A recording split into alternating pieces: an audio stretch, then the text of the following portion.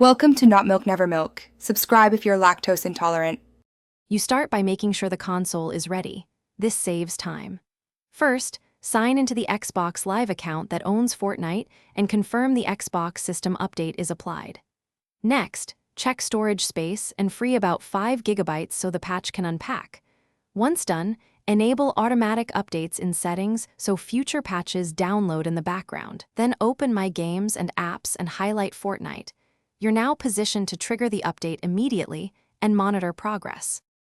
Now you download and install the patch.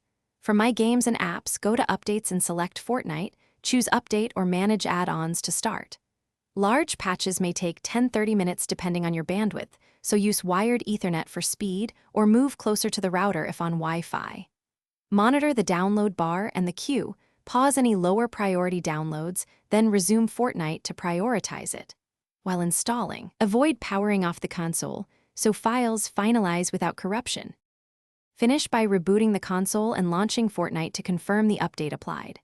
If the game crashes or still shows the old version, power cycle the Xbox.